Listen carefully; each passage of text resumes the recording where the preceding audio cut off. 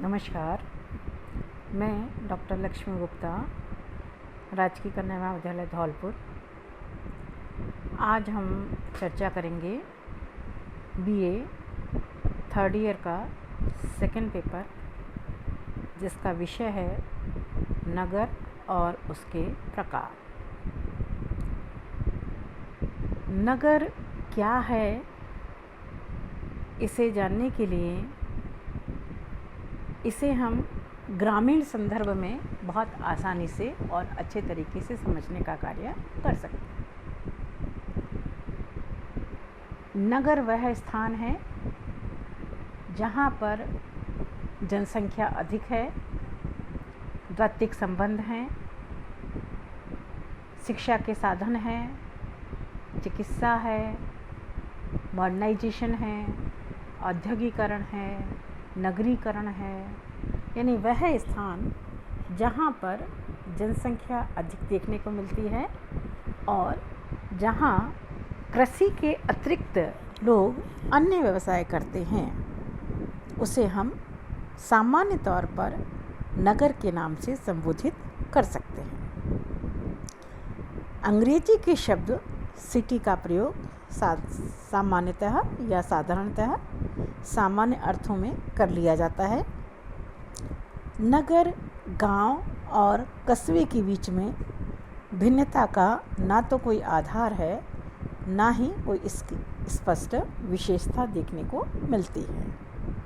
फिर भी इसे निम्न शब्दों में वर्गिल ने निम्न प्रकार से परिभाषित किया है।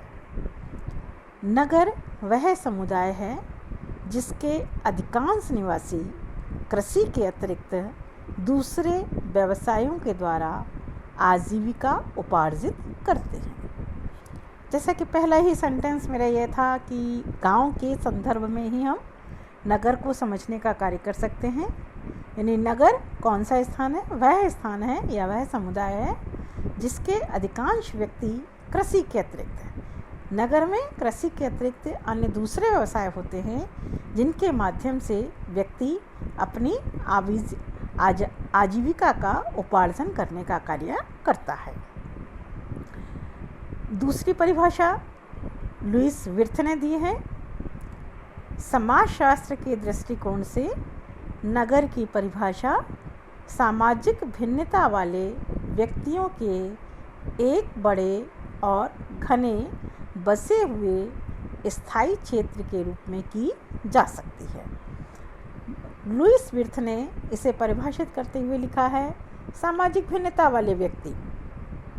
सामाजिक भिन्नता वाले व्यक्ति यानी अलग अलग भाषा, अलग अलग क्षेत्र, अलग वेशभूषा, जिसमें जिन व्यक्तियों के बीच में भिन्नता बहुत ज़्यादा देखने को मिलती है और एक बहुत बड़ा समुदाय है।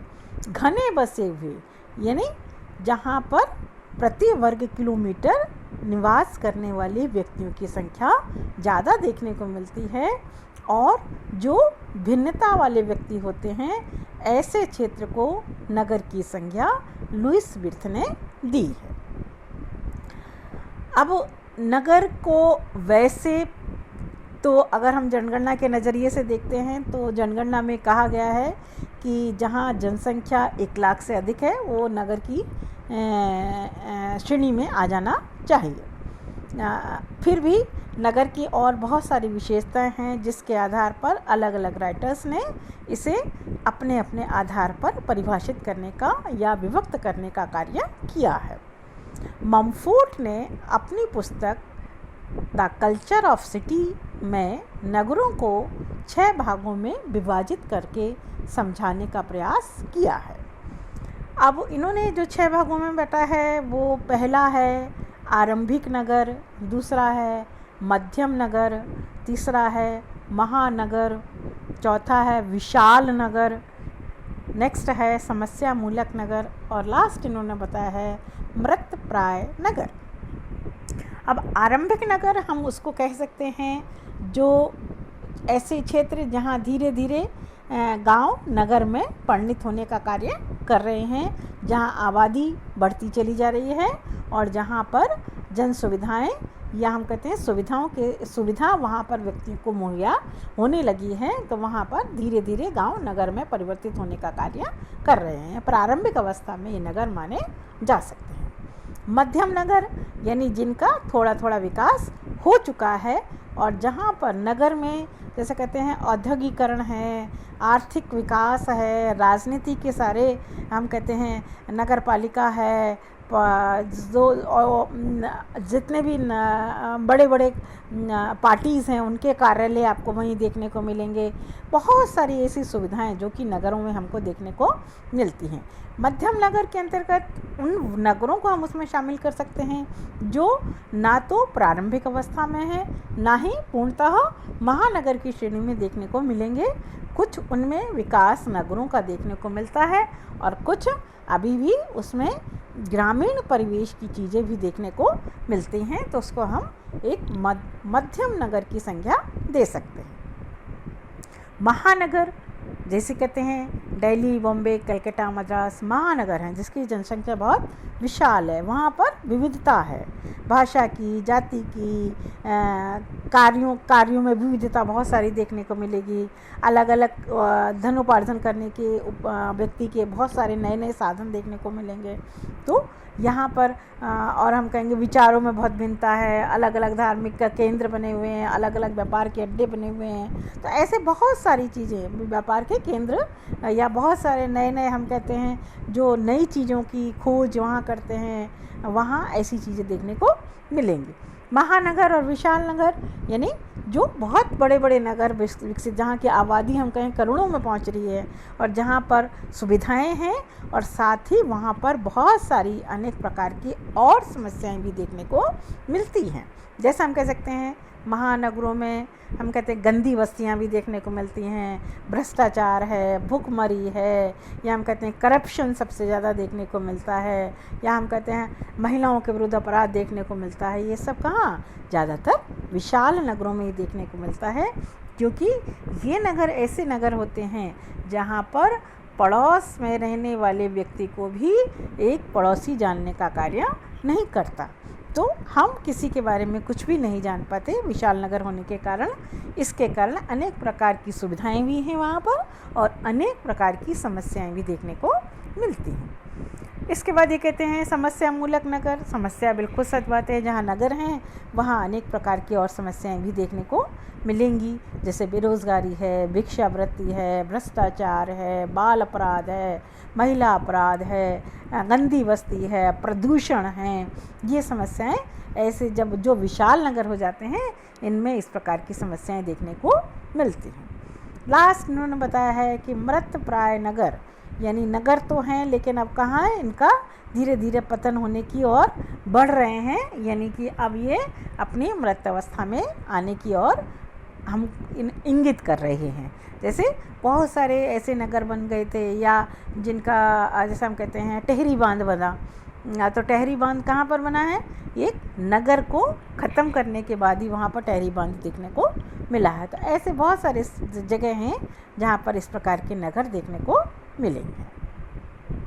अब बात करते हैं कि नगरों की कौन कौन सी विशेषताएं देखने को मिलती हैं, जिसमें हम अगर चर्चा करें तो सबसे पहली विशेषता के तौर पर हमें कह सकते हैं जैसे व्यावसायिक आधार पर यहाँ पर बहुत सारे व्यवसाय देखने को मिलते हैं, नए नए व्यवसाय जिनसे व्यक्ति धनोपार्जन करने का कार्य कर सकता है।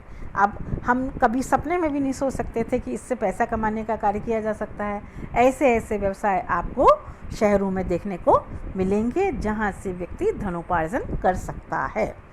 आर्थिक क्रियाओं का केंद्र, आर्थिक क्रियाएं जितने भी बड़े बड़े नए उद्योग धंधे लगाए जाते हैं, फैक्ट्रियां लगाई जाती हैं, या हम कहते हैं कि बैंक की व्यवस्थाएं हैं, ये सब कहाँ पर देखने को मिलती हैं?